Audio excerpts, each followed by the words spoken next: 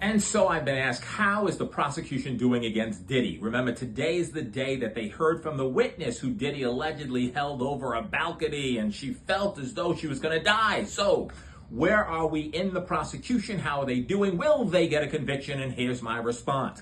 So far, we've heard very compelling testimony. Remember, there's 3 charges. There's really 5, but it comes down to 3 separate issues. The first issue it comes down to is the racketeering enterprise. What does RICO mean? It means that you're a boss of a criminal enterprise. This is somewhat of an unconventional prosecution in as much as when you look at RICO, you look at a defendant who's a boss, and then you have underbosses, sort of like the mob, and they're going out and they're putting hits against people, and in addition to that, they're taking people's money and doing other things in the neighborhood. That's a big issue. Right here, it's just Diddy.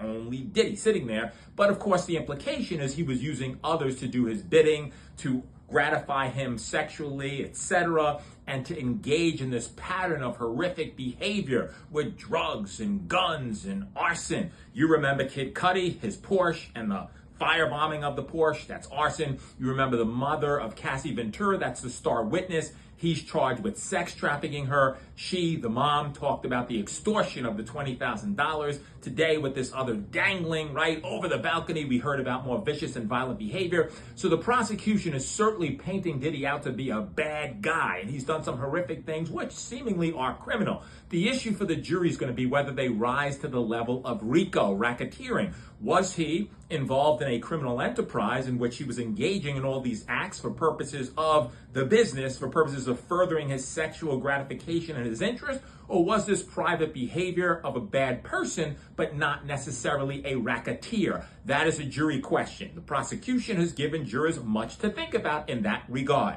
With respect to the sex trafficking issue, it comes down to sex by force, fraud, coercion. And of course, it has to be over state lines. Testimony with respect to these freak-off parties occurring in various locations within the country and even internationally. And so far we've heard, as it relates to Cassie, that she was sex trafficked. The complication will be the nature of their relationship. Did he have so much control over her? Was he so abusive towards her? Was he so demanding with her that she felt she couldn't say no, notwithstanding the fact that you have these messages from her saying she can't wait to freak off? They had, prosecution did, a psychologist explaining the psyche of a woman who's involved in abusive relationships, who otherwise explained why those text messages, emails, etc. would be that way and why Cassie would behave that way. Again, that'll be a jury question. You may have jurors who would say, nah, it's an 11-year relationship. She knew what she was doing. She knew what she was getting into. She got $20 million from him, $10 million from the hotel. Later for her. At the same time, you're going to have jurors who say 20 million, 30 million, not enough the way that she was treated. And as a result of that, this man is guilty. She didn't have a choice because he controlled everything and would have cut her out. What am I saying? I'm saying that the prosecution is putting on the case, the defense is rebutting it in the way they should, and jurors are sitting there listening to this testimony. Now, with regard to the other charge, and there's really 5 counts as I've noted, because there are a variety of victims, alleged victims, of course, but the other thing just relates to prostitution.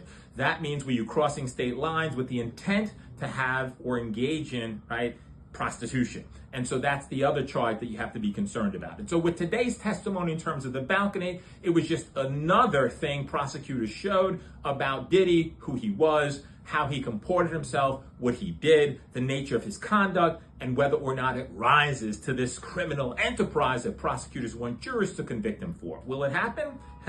Gotta stay tuned. We're gonna find out, and it's up to the 12 people in the box. Prosecutors doing what they need to do, the defense doing what they need to do to push back. Ultimately, it has to do with how the jurors digest, understand, and evaluate the information. May the law be with you. See you on YouTube for more.